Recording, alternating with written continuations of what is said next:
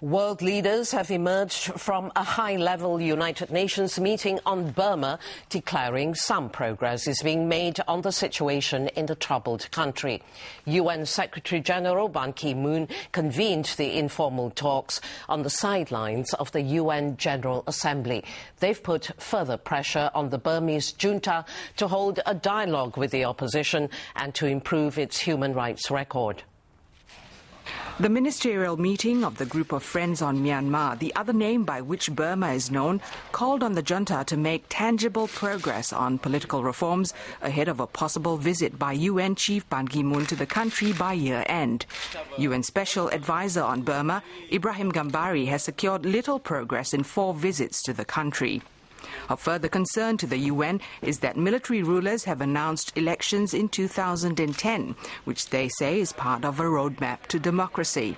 From experience, the United Nations has learned that in any transition, constitutional and electoral processes can have a divisive or unifying effect, depending on the degree of domestic buy-in into the process.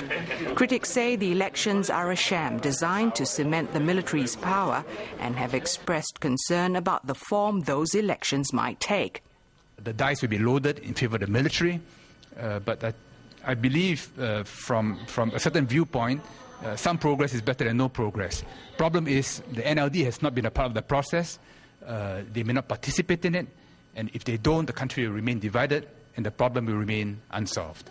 How to push ahead with reforms remained key to the discussions, and British Foreign Secretary David Miliband said the talks showed the people of Burma had not been forgotten. Burma is not in the headlines in many countries, but it remains high in the thoughts of many governments, and fortunately it also remains high in the thoughts of the Secretary-General here in New York, and his continued engagement on Burma is, I think, a very important facet of the debate at the moment. Although world leaders remain optimistic about the situation, human rights groups argue that since Burma's violent military crackdown of pro-democracy protests in September last year, repression has increased and the military government has failed to deliver on promises it made a year ago, despite international efforts at mediation. Nina Maratha, World News, Australia.